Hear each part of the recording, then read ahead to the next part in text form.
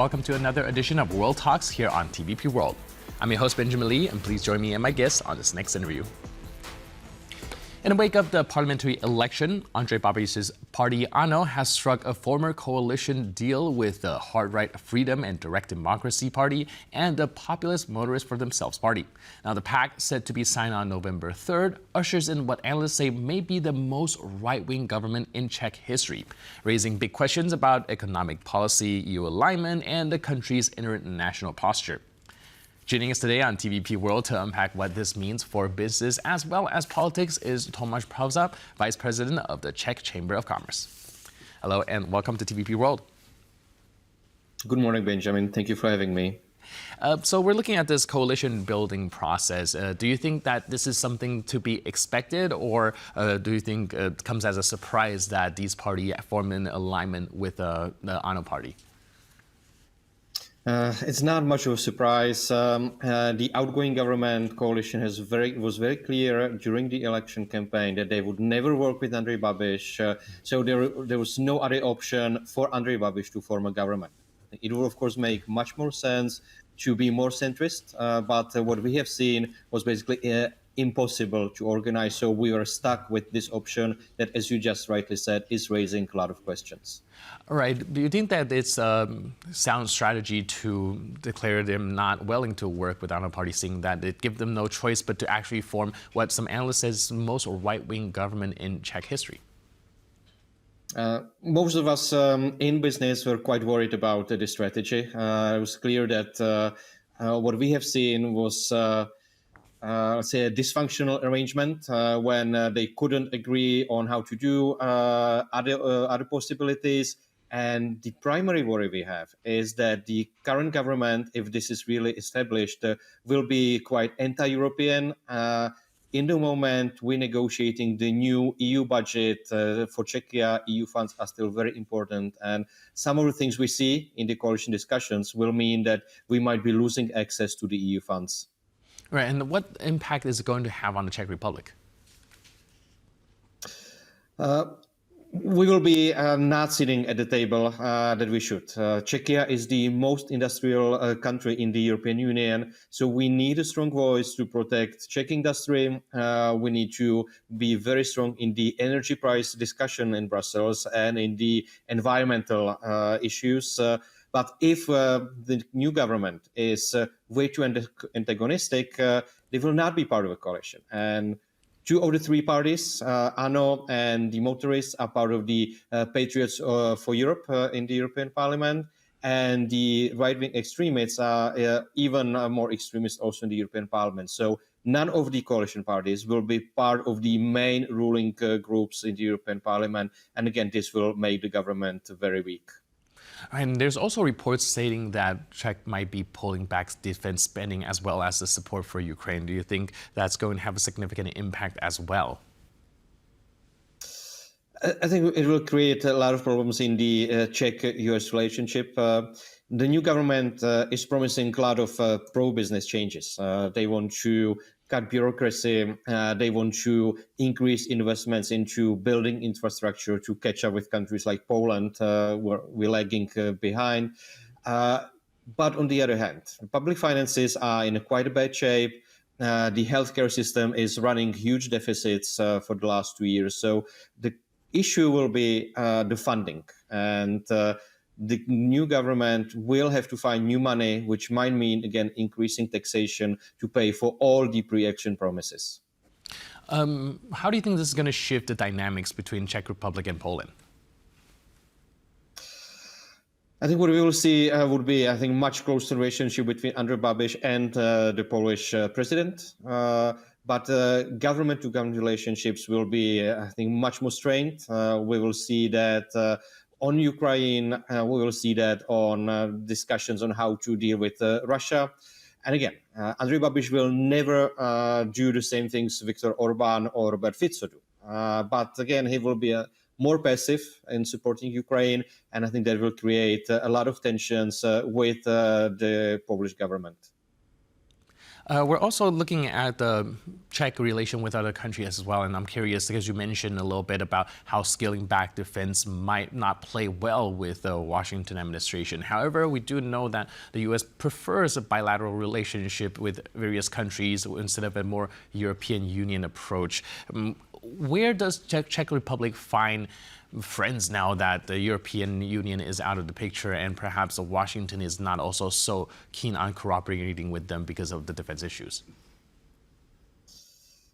I think what we would really need is much closer relationship with the Benelux countries and with Scandinavia. Again, both of these European regions are very pro-business. Scandinavia has found, I think, a good balance between being pro-business and still protecting workers on the labor market.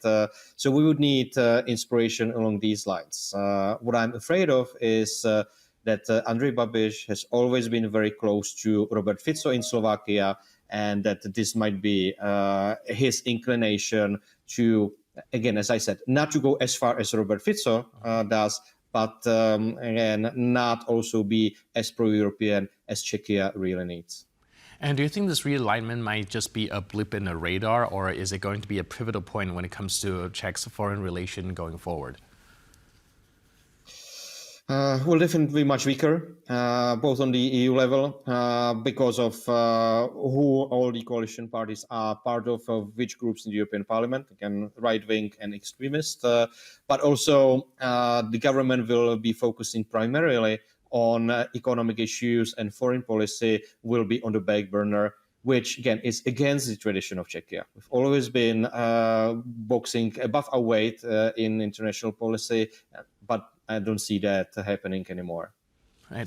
Now, even before the election, there's this name of a controversial figure being floated, Filip Turek. Now, there's been talks about him potentially becoming the foreign minister. Do you think that's going to be the case, and how is that going to impact the country's foreign policy direction?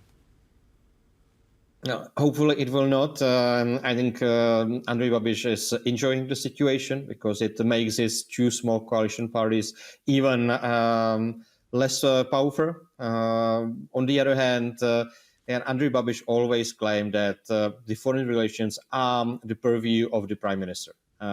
Even in his previous government, he was the one managing the foreign policy. So for him, it's not a post that he would want to fight a lot because there's one major thing at stake. Andrej Babiš is supposed to go to court for embezzling EU funds.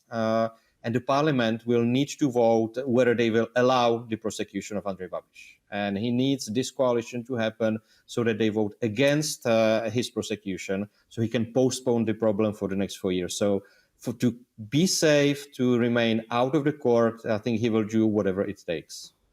And last but not least, I'm also curious about the voters' sentiment. For those who voted for Babis's ANO party, do you see them kind of being in favor of this coalition, or do they also think that this is out of necessity?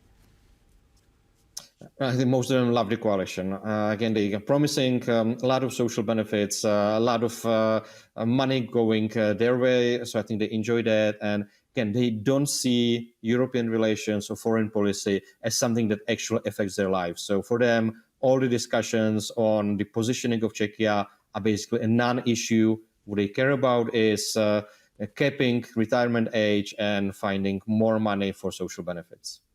All right, so but if that's the case on taxation, welfare, cost of living and these stuff, were the campaign promise of Babis, but like you mentioned earlier, this also might open up for a blocking of some EU funds. How do they kind of square this circle? I don't think there has been much thought on that. Part of the strategy is to try to build a coalition of the more Eurosceptic governments. I think a lot of hope for Mr. Babiš is that the next French president will be more Eurosceptic, and he would be able to align with the future president of France, and then use the Central and Eastern European countries to block some of the issues. I think they'll pick up a few symbolic fights, like the ban of selling combustion engine cars in 2035, and try to score, let's say, more symbolic points.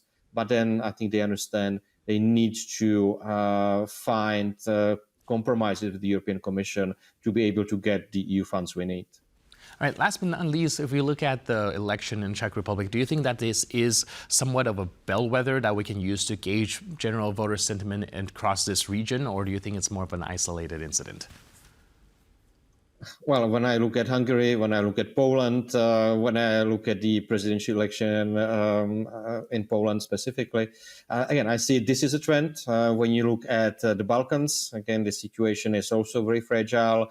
And I think what we see that simply putting European money into the region is not enough, that voters in these regions like the money and they like the investments it brings, but it does not build the sense of belonging of these countries into Europe. Right, if that's not enough, what do you think should be done in order for the European Union to encourage more people to be more pro-EU? I think we need more courageous politicians. Again, when I mentioned France, yes, you have Marine Le Pen as one extreme, but you had Emmanuel Macron to balance that. This is a very anti-European and pro-European discussion that has been meeting in the public space and finding out in countries like Czechia, we always had a lot of Marine Le Pens and we never had Emmanuel Macron. So I think we need to change that. I think in Poland, the situation is easier. You have these discussions quite openly, and both camps are quite visible in Czechia, but also in Hungary, in Slovakia. When you look at these three countries, the anti-European or Eurosceptic camp has always been much more vocal and also much better funded than the pro-European forces. All right, thank you so much for your input and insight. Really appreciate it. And thanks for being with us on TVP World. Thank you very much. Have a good day. Cheers. And thank you for tuning into this edition of World Talks. But for more news, update, and commentary, please stay tuned to TVP World.